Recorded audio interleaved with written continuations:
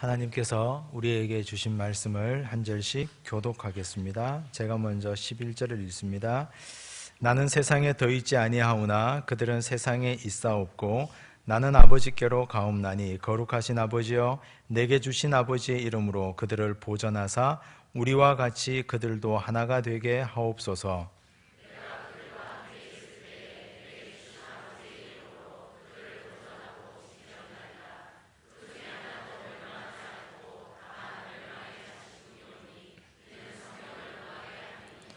지금 내가 아버지께로 가오니 내가 세상에서 이 말을 하옵는 것은 그들로 내 기쁨을 그들 안에 충만히 가지게 하려 함이니이다.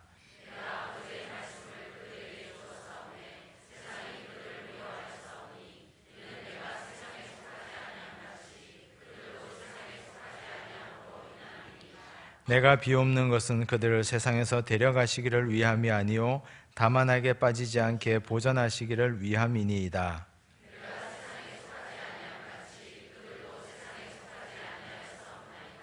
그들을 진리로 거룩하게 하옵소서. 아버지의 말씀은 진리니이다. 아멘. 17절 함께 한 번 더 읽겠습니다. 그들을 진리로 거룩하게 하옵소서. 아버지의 말씀은 진리니이다. 아멘. 식사들 잘 하셨습니까? 2그릇 드셨습니까? 못 드셨어요? 오늘은 우리 교사대학으로 모였습니다. 올해 상반기 교사대학이 금요일 그리고 어제 토요일 오늘까지 함께 진행됩니다. 금요일은 저녁에 금요 심야 예배로 함께 했고 어제는 몸으로 드리는 예배를 드렸습니다. 아침에 제가 양치하는데 팔이 아파가지고 왜 아플까 했는데 어제 별로 제가 일도 한 것도 없는데 그 의자 몇 개 날랐다고 팔이 아픈데 굉장히 기분이 좋더라고요. 이거 내가 일한 표시구나. 우리 교회학교 친구들이 봄방학 마지막 날 맞이해서 함께 각 자기가 쓰는 교실을 청소하고 또 정리하고 또 함께 즐겁게 장난도 치고 점심 식사도 함께 하는 걸 보니까 참 행복하고 좋았습니다. 어제 제가 유년부실에 가보니까 유년부 아이들 한 10대여 명 데리고 우리 부장 집사님이 청소를 시키고 있어요. 자기는 안 하고 부장 집사님이 막 하라고. 근데 애들이 너무너무 좋아해요. 애들이 청소하고 같이 일하고 하는 걸. 교회학교 친구들이 자기 교실 청소하고 우리 선생님들도 매일 앉아서 강의 듣고 또 수업만 하는 것보다 몸으로 우리 부서를 청소하고 하는 교사대학을 가졌습니다. 오늘은 제가 말씀 전하고 다음 주일 저녁 예배는 우리 교수님 모셔서 또 한번 말씀을 드리려고 합니다. 2016년이 지나고 2017년이 될 때 각 경제신문에서 내년도 경제 트렌드를 전망하지 않습니까? 뜨는 직종 또 지는 직종 이게 잘 될 것이다. 소위 말한 핫한 직종을 예상을 하는데 그 내용에 공통적으로 나온 걸 보니까 혼족을 잡아라. 혼족 뭔지 아시죠? 혼자 사는 사람, 혼자 밥 먹고 혼자 쇼핑하고 혼자 여행 다니고 혼자 살고 그래서 혼자 사는 혼족을 잡아라. 그래서 이런저런 먹는 것, 또 여행하는 것, 또 원룸 사는 것, 생활 편의시설 이런 것까지 다 소개하는 걸 거의 모든 경제신문에서 얘기하는 걸 제가 보았습니다. 교회도 예외는 아니어서 이전보다 훨씬 더 많이 1인 단독 세대가 부쩍 늘고 있습니다. 등록을 하시는 분들 보면 혼족들이 많으셔요. 혼자 사시는 분들이. 옛날에는 다 가족들이 같이 살았는데 원룸에 혼자 사시고 근데 그런 분들이 주거의 이동도 굉장히 많습니다. 구역을 편성하기가 쉽지 않아요. 그 구역에 편성했는데 한 3개월 뒤에 가보면 다른 데 또 이사가 계셔요. 주거가 자유로우니까 혼자서 월세 살다가 또 옮겨가고 또 옮겨가고 교회도 이제 그런 1인 단독 세대에 대해서 어떻게 함께 케어하고 돌봐야 되는가 하는 걸 고민하는 세대가 되었습니다. 왜 그럴까? 왜 혼자 사는 걸 즐길까? 왜 혼자 밥 먹는 걸 좋아할까? 죽어도 혼자 밥 못 먹는 분 계시죠, 여기? 나는 굶었으면 굶었지 나는 혼자는 밥 먹을 수 없다. 그런 분들이 계신데 요즘은 혼자 밥 먹고 혼자 사는 분들이 왜 이렇게 많아졌을까? 귀찮기 때문이 아닐까? 또 빠듯한 경제 상황 때문이 아닐까? 나 혼자 벌고 혼자 살기도 빠듯한데 누구랑 같이 사랑하고 결혼하고 자녀 낳고 그리고 가정을 이루고 사는 게 너무너무 무서워 보이는 거죠. 나에게는 이게 엄청난 버거움이고 부담스러움입니다. 우리 부모 세대는 그렇게 살았지만 나는 그렇게 살기가 감당이 되지 않는다 말하는 오늘 이 시대 젊은이들이 너무너무 많습니다. 그런 상황에서 나 혼자, 이 몸 혼자 건사하기도 힘든데 여러 사람 함께하고 함께 돌보는 것이 이제는 사치가 되어버린 이 시대에 우리 선생님들은 혹들을 7명, 8명씩 달고 계십니다. 우리 여기 오신 교회학교 선생님들은 한 반에 많게는 8명도 데리고 계시고 또 적게는 5명도 한 반에 데리고 계시고 그렇게 해서 주일날 교회에 오면 내가 맡은 반 아이들이 다 올망졸망 다 달려 있습니다. 다 혼자 사는 이 시대에 나 혼자도 입에 풀칠하기 어려운 이 시대에 얘들 다 데리고 먹이고 입히고 함께 말씀도 먹여줘야 되고 때로는 간식도 먹여줘야 되고 그런 우리 선생님들이 시대에 역행하는 분들이 여기에 다 모여 있습니다. 자그마치 100여 명 정도의 교회학교 선생님들이 우리 교회에 계십니다. 우리 교회 전체 출석 인원의 약 9분의 1 정도가 우리 교회학교 선생님들입니다. 굉장히 많은 인원들입니다. 작년에 우리 성경 공부를 혹시 못하셔서 반목회를 못하시는 분들 30명이 다 빠져나갔음에도 불구하고 이제 한 100여 명 되시는 분들이 그래도 교회학교를 잘 섬기고 계십니다. 참 시대를 거슬러 올라가는 우리 선생님들을 얼마나 귀한지 모르겠습니다. 그런데 마음의 갈등들은 많이 되실 겁니다. 내가 내 집에서 내 자식도 귀찮은데 내 아이도 돌보기 힘든데 내가 이것들 왜 아침부터 와가지고 이 속을 내가 썩어야 되나 하는 분들도 계실 겁니다. 하나, 우리 예수님께서 이 땅에 오셔서 하셨던 3년의 사역은 12명의 제자를 데리고 다니는 사역이었습니다.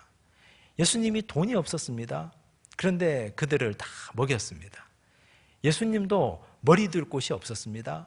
그런데 그들을 다 재워주셨습니다. 늘 함께 다니면서 너무너무 거추장스러운데 늘 데리고 다녔습니다. 말하면 말을 듣기나 합니까? 이렇게 얘기했는데 돌아서서 자기들끼리 싸우고 있어요. 분명히 섬기는 자가 되어야 된다 했는데 누가 크냐 하고 뒤돌아서서 싸우고 있습니다. 그렇게 기도 좀 하라 했더니 오면 주무시고 계셔요. 그런 속 썩을 일만 가득한 제자들을 우리 예수님이 3년을 데리고 다녔습니다. 거기서 은혜 받은 제자들이 나중에 성령 충만히 받고 나서 예수님 승천하시고 난 다음에 자기들의 공동체를 이루었습니다. 마태가 마태 공동체를 이루어서 그 공동체에서 마태 복음이 나왔고요. 요한이 요한 공동체를 이루어서 그 공동체에서 요한 복음이 나왔습니다. 자기들과 비슷한 성향의 사람들이 모여서 함께 목회하고 함께 말씀 전하면서 그곳에서 복음서가 탄생했던 놀라운 역사들이 일어났습니다. 베드로는 자기 몸 하나 건지려고 예수님을 부인하고 도망갔던 사람인데 3,000명, 한 번 설교할 때 5,000명 되는 큰 교회를 이끈 예루살렘 교회 지도자가 되었습니다. 예수님을 잘 배워서. 오늘 우리 선생님들이 때로는 귀찮고 때로는 거추장스럽고 때로는 힘에 겨운 이 교사의 직분이 우리 예수님께서 이 땅에 오셔서 공생의 3년간 하신 사역이고 우리 제자들, 사도들도 그 일을 위해서 목숨 걸고 했던 사역이라는 걸 우리가 마음에 새기신다면 위로가 될 줄로 믿습니다. 오늘 읽은 이 말씀은 우리 예수님께서 십자가 지시기 전에 하나님께 드린 기도입니다. 요한복음 17장을 예수님의 대제사장적인 기도라고 하는데 그 중에 우리가 읽은 11절에서 17절까지의 기도는 예수님의 특별히 제자들을 위한 기도입니다. 예수님이 제자들을 두고 가려니까 마음이 너무 쓰이는 거예요. 이제 이들은 여기 있고 나는 가야 되는데 너무 마음이 쓰입니다. 그래서 아버지께 기도합니다. 제자들의 상황이 어떻습니까? 11절 보십시오. 제가 읽겠습니다. 나는 세상에 더 있지 아니하오나 그들은 세상에 있사옵고. 제자들의 상황은 세상에 있는 상황입니다. 예수님은 이제 이 세상에서 고생 다 하시고 한번 십자가에 못 박히고 고통받으시면 승천하시고 부활하시고 승천하셔서 아버지께로 가시면 됩니다. 근데 제자들은 그럴 수 없잖아요. 그냥 세상에 남아 있어야 됩니다. 이게 걱정되는 거예요. 이들이 견딜 수 있을까? 이 핍박과 이 환난과 이 모진 삶들을 이들이 과연 견뎌낼 수 있을까? 예수님이 염려되어 하나님께 구하고 있습니다. 우리 이 시대 우리 자녀들이 겪는 세상은 어떤 세상입니까? 다 다르잖아요. 우리 아이들이 장난 너무 좋아하는 놈들도 있고 먹는 것만 좋아하는 놈들도 있고 공부라고는 전혀 태어날 때부터 태생적으로 싫어하는 놈들도 있고. 그런데 학교 가면 학교에서 우리 아이들의 달란트와 재능에 따라 학교에서 대우해 줍니까? 그래, 너는 먹는 거 좋아하니 실컷 먹어라. 너는 노는 거 좋아하니 운동장에서 뛰어놀아라. 너는 공부하기 싫어하니 네가 원하는 것 한번 찾아봐라. 이런 학교가 어디 있습니까, 세상에. 우리 아이들이 자기들 생긴 대로 사랑받는 세상입니까? 그렇지 않습니다. 이거 못한다고 구박받고 저거 못한다고 혼나고 그런 세상이 이런 세상입니다. 학교 가도 그렇고 집에 와도 그렇고. 그러니 학원 가죠. 학원 가면 친구들하고 노니까 공부 안 해도 되고 열심히 학원에 가방만 던져놓고 PC방 가고 열심히 놀잖아요, 아이들이. 그런 세상에 우리 자녀들이 던져져 있습니다. 학교를 졸업하면 어떻습니까? 내가 가진 재능으로 정말 내 가족 건사하며 살 수 있는 이 세상에 평등한 세상입니까? 그렇지 않습니다. 보시다시피 정의는 이미 옛말이 되었습니다. 가진 자가 가진 걸 더 독식하는 사회, 정말 정의로운 세상이 되어야 하는데, 정의가 있어야 되는데 예수님의 정의는 이미 사라진 이 악한 세상 가운데 우리 자녀들이 내던져져 있습니다. 예수님도 우리 제자들을 그런 세상에 던져주기가 너무 마음이 힘들고 아팠던 것이죠. 그래서 하나님께 기도합니다. 어떤 부모님들은 자녀들을 학교 보내는 것이 염려가 됩니다. 너무 염려가 되는 거죠. 이 아이들을, 내 사랑하는 아이를 학교 보낼 수 있을까? 그래서 홈스쿨링을 합니다. 집에서 내가 가르쳐 보겠다. 학교 안 보내고. 그런데 한 가지 의문이 듭니다. 언제까지요? 언제까지 그렇게 하시겠습니까? 초등학교, 중학교, 고등학교 한다 치고 대학은 어떻게 하시겠습니까? 나중에 직장은 기독교 학교만 보낸다는 분들도 계신데 초, 중, 고 기독교 학교 보낸다고 해서 거기에는 악이 없습니까? 그 학교에는 죄가 없습니까? 그곳에는 악한 영의 세력이 지배하지 않는 곳입니까? 도대체 언제까지? 부모가 자녀를 세상에 던져두는 데는 많은 염려와 걱정이 따릅니다. 끼고 있으려고 하고 내가 책임지고 돌보려고 하는데, 그런데 언제까지라는 의문부호가 달려 있습니다. 예수님도 그래서 염려하신 겁니다. 세상에는 둬야 되는데 어떻게 할까? 하나님께 기도하죠. 15절입니다. 함께 읽겠습니다. 내가 비옵는 것은 그들을 세상에서 데려가시기를 위함이 아니요 다만 악에 빠지지 않게 보존하시기를 위함이니이다. 세상에 발을 딛고 살면서 악에 빠지지 않는 것 가능할까요? 우리가 이 땅에 발을 딛고 살잖아요. 우리가 걸어 다니면 먼지가 납니다. 내 발에 흙이 묻습니다. 그런데 두 발을 땅에 딛고 살면서 흙을 묻히지 않고 사는 것이 과연 가능할까? 사람들은 아예 안 된다고 얘기합니다.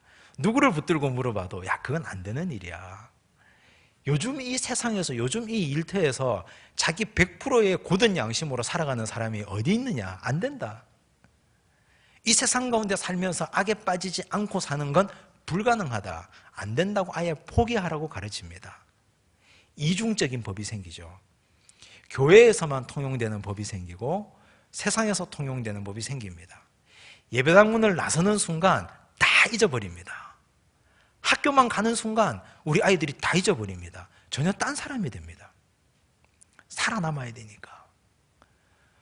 우리가 그걸 가르치지 않아서, 우리 부모들이 그렇게 하나님 말씀 붙들고 투쟁하지 않아서 우리 자녀들도 그렇게 살아가는 법을 모릅니다. 우리가 희망을 가질 수 있는 건, 그럼에도 불구하고 희망을 가지는 것은 예수님이 하나님께 이렇게 기도했다는 겁니다. 어떻게 기도했습니까? 악에 빠지지 않게 보존되기를 위함이니이다. 예수님이 이렇게 기도했다는 건 뭔가 소망이 있기 때문에 하나님께 기도한 것 아니겠습니까? 예수님이 이렇게 기도한 이유가 있습니다. 17절입니다. 함께 읽습니다. 그들을 진리로 거룩하게 하옵소서. 아버지의 말씀은 진리니이다. 아버지의 말씀 진리가 우리 제자들을 거룩하게 하면 이 세상에 살면서도 악에 빠지지 않고 그들이 보존될 수 있다. 우리 예수님이 그렇게 기도하신 거죠. 하나님 제발 아버지 당신의 말씀으로 우리 제자들을 늘 일깨워 주시고 늘 말씀이 생각나게 해주셔서 내가 떠나도 이들이 이 악한 세상에 남아있어도 악에 빠지지 않고 그 삶이 보존되기를 원합니다. 우리 주님 그렇게 기도하셨습니다. 우리가 이 기도를 붙들고 기도해야 되지 않겠습니까? 우리 선생님들은 이 말씀을 붙들고 살아가는 교사가 되어야 됩니다. 아버지의 말씀이 진리라고 했습니다. 우리 선생님들 일주일 동안 고민하고 평생도록 내가 교사를 하는 동안 고민해야 될 것은 이번 주에 우리 아이들에게 어떤 말씀을 줄까? 어떤 말씀을 내가 우리 아이들에게 먹일까? 아버지의 말씀은 진리라고 그랬는데 이 진리의 말씀을 우리 아이들에게 줘서 우리 중학생 친구, 고등학생 친구, 우리 초등학생, 우리 영유아 유치부 아이들에게 먹여서 그들이 세상에 아까운 데 살아가면서도 악에 빠지지 않고 보존되도록 하기 위해서 나는 이 말씀을 어떻게 먹이고 어떻게 입힐까? 이걸 늘 고민하셔야 됩니다. 그래서 반을 맡은 우리 선생님들은 말씀을 입에 넣고 계셔야 됩니다. 하나님의 말씀을. 항상 우리 아이들에게 말씀을 가르칠 수 있는 준비. 오늘 이 말씀을 어떻게 내가 잘 다듬어서 우리 아이들을 귀에 넣어주고 입에 넣어주고 마음에 새기게 해줄까? 아버지의 말씀은 진리이기 때문에 이걸 넣어줘야 이 험하고 악한 세상에서 거룩하게 구별되어 살 수 있기 때문입니다.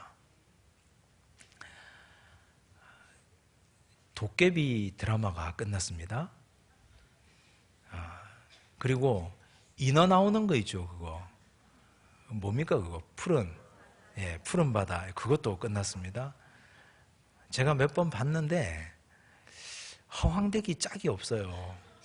근데 너무 재밌어요. 너무 재밌어요. 수요일 날, 목요일 저녁에 푸른 바다 전설을 했고, 도깨비가 금토했나요? 토요일 주일 했나요? 금토했죠. 근데 TV만 틀면 도깨비가 나와요. 근데 이 도깨비가 뿔난 도깨비가 아니라 너무 잘생긴 도깨비예요. 이 인어는 꼬리 달린 인어인데 너무 아름다운 인어예요. 근데 그 대사를 보면 도깨비에 나오는 그 대사를 들어보니까 사람은 4번 태어난다. 밑도 끝도 없어요. 사람은 4번 태어난대요. 4번의 삶을 산대요, 그냥. 그리고 마지막에 저승사자가 주는 차를 마시면 이번 이승의 기억을 잃는다. 그래서 다시 태어나도 깨끗하게 세탁되어서 새로운 삶을 살 수 있다. 밑도 끝도 없어요.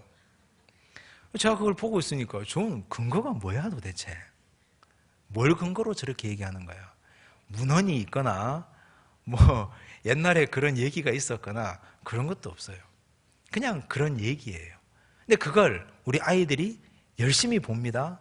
재미있게 봅니다. 전부 다 전생 코드예요. 4번 태어나는 전생의 이야기, 푸른바다의 전설도 다 전생 이야기예요. 그걸 그냥 보면 내 전생은 뭐였지? 나는 이렇게 집에서 구박받고 공부 못하는 걸 보니까 내 전생은 뭐였지? 내 전생은 옛날에, 지금 이 인생은 나는 지금 살만한 인생이 아니니까 그냥 이 인생은 빨리 마무리해버리고, 내가 인생이 지금 2번째 인생이라면 빨리 정리하고 3번째 인생을 새로 살고 싶다, 그런 생각 하지 않겠습니까? 저라도 그런 생각 들겠는데요. 아버지의 말씀이 진리라는 것은 사람은 한 번 태어나고 한 번 죽고, 육체가 한 번 죽으면 영혼은 하나님의 심판대 앞에서 심판받아야 되는 존재임을 교회가 가르쳐 줘야 되고, 예수 믿는 부모가 가르쳐 줘야 됩니다. 그 진리의 말씀을 우리가 가르쳐 주지 않으면 우리 아이들은 그거 보고 있다가 은연중에 전생이 있구나, 나는 뭐였지? 내 인생에, 지금 이 땅의 인생은 나는 망친 인생이니 리셋하고 싶다, 컴퓨터 다시 눌러서 꺼버리고 다시 켜고 싶다. 게임 하다가 나에게 맡겨진 게임 아이템이 3개인데 둘이 죽었어요. 한 판도 못 가서 하나만 남았어요. 다시 껐다가 다시 켜고 다시 하는 아이들. 인생을 다시 살고 싶은 거죠. 죽었다 다시 눈 뜨면 부잣집에 태어나서 새로운 인생으로 이런 험한 세상 안 살아도 되니까, 그런 생각하는 아이들이 우리 이 시대 아이들입니다. 하나님의 말씀이 진리인데 교회에서 이 말씀을 가르쳐 주지 않고, 교회에서 한 번뿐인 인생, 우리가 하나님 앞에 정말 진실하고 바르게 살아야 되고, 우리가 하나님 앞에 죄 짓고 살면 안 되고, 내 인생이 그리스도의 말씀으로 거듭나야 되고, 내 영혼이 이 땅을 떠나면 하나님의 심판대 앞에 서야 된다는 말씀을 우리가 가르쳐 줘야 된다니까요. 왜 가르치지 않습니까? 가르쳐야 되죠. 어떻게 해서든 우리는 우리 자녀들에게 말씀을 가르쳐 줘야 됩니다. 그래야 진리의 말씀을 붙들고, 그 말씀을 붙들고 살면 어떤 드라마를 보더라도, 어떤 세상에 문화적인 유혹이 있더라도 이겨낼 것 아닙니까? 하나님의 말씀이 진리라 했으니 저건 이야기일 뿐이야, 판단할 수 있을 것 아닙니까? 못 보게 하는 게 능사가 아닙니다. TV 리모컨 뺏고 해보세요. 핸드폰으로 다 보지. 요즘 부모님들이 TV만 끄면 다 되는 줄 아는데 천만에요. 다 봅니다. 아이들 못 보는 게 어디 있습니까? 우리 자녀들에게 하나님의 말씀을 잘 가르쳐주는 우리 선생님들 되시기를 바랍니다. 부모님들은요, 교회만 너무 믿는 것 같아요. 우리 자녀들이 교회에서 보내는 시간이 일주일에 몇 시간입니까? 1시간요, 1시간. 딱 1시간요. 그 1시간에서 5분 더 빠지고 좀 더 있고 1시간이에요. 일주일에 교회에서 딱 1시간 보내는데 신앙교육을 교회에 다 맡겨뒀다? 교회만 보내면 알아서 되겠지. 교회만 보내면 교회 선생님들이, 교회 전도사님, 목사님들이 알아서 하시겠지. 교회보다 훨씬 더 중요한 공간이 가정입니다. 가정에서 부모가 진리의 말씀을 자녀들에게 가르쳐주지 않으면, 넣어주지 않으면, 외우게 하지 않으면, 하나님의 말씀으로 울타리를 쳐주지 않으면 우리 아이들은 교회 가는 척하고 교회 가서 듣는 척하고 그렇게 해서 신앙이 병들어 갑니다. 가정 예배 드려야 되고요, 가정에서 하나님의 말씀으로 잘 길러내야 됩니다. 그렇지 않으면 교회만 믿었다가 큰일 납니다. 교회도 최선 다하지만 가정에서도 최선 다하셔야 됩니다. 앞으로 우리 교회는 시간이 지나면 우리 교회와 가정과 교회 학교를 함께 이어가는 연계하는 사역들을 해가려고 합니다. 가정 예배 드려야 되는데 어떻게 드려야 될지 모르겠죠. 어디서부터 어떻게 시작해야 될지. 내 자녀, 내 부모를, 내 자녀를 내가 부모된 자로서 어떻게 길러야 될지 우리는 배운 바가 없습니다. 그냥 부모가 되었기 때문에. 크리스찬 부모로서 나는 어떻게 살아가야 될지를 나는 교육받고 배운 바가 없습니다. 그런데 이제는 배우고 배운 대로 자녀들을 가르쳐야 됩니다. 그런 가정을 세울 수 있는, 가정을 사역하는 일들을 교회가 하려고 합니다. 오늘 또한 우리가 이 말씀을 통해 배울 수 있는 것은 예수님께서도 하나님께 제자들을 위탁하면서 기도하셨다는 겁니다. 우리 선생님들이 하셔야 될 또 중요한 사명 중에 하나가 기도입니다. 말씀을 잘 가르쳐 주시는 것 중요하고, 이제 일주일 동안 하나님의 말씀을 먹었으니 일주일 동안 나가서 잘 살아라 하고 세상으로 보내잖아요. 보내고 나서는 뒤에서 기도하셔야 됩니다. 열심히 기도하셔야 됩니다. 매일매일 기도하셔야 됩니다. 일주일 동안. 우리는 뒤에서 우리 아이들이 학교에서 또 학원에서 그들이 살아가는 현장에서 하나님의 자녀로 진리로 거룩하게 살 수 있도록 기도로 뒷받침을 해 주셔야 됩니다. 선생님들이 기도하지 않으면 우리 자녀들이, 우리 학생들이 그 기도의 능력을 덧입을 수가 없습니다. 누군가 날 위해서 기도하는 이가 있다는 것, 얼마나 큰 위로가 됩니까?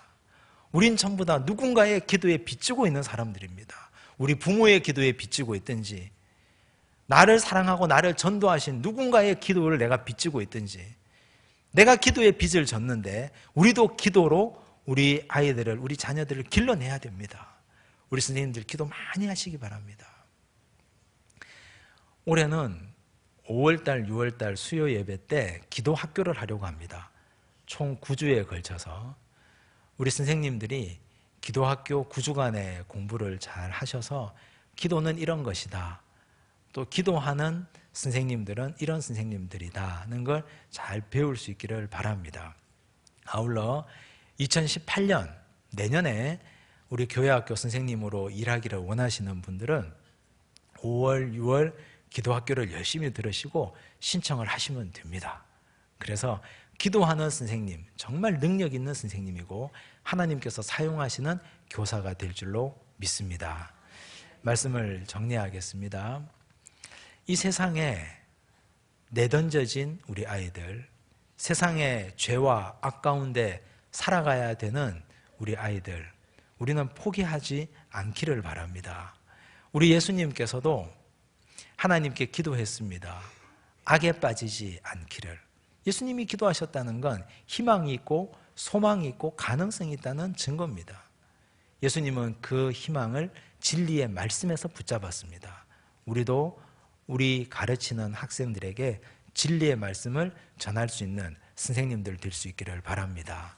아울러 예수님처럼 간절하게 기도함으로 제자들을 위하여 중보하는 예수님처럼 우리도 우리 학생들, 내가 맡고 있는 반 친구들을 위해서 열심히 기도해 주어서 그들이 세상 가운데서 하나님의 어엿한 자녀로 설 수 있도록 도와주는 우리 선생님들 되실 수 있기를 간절히 바랍니다.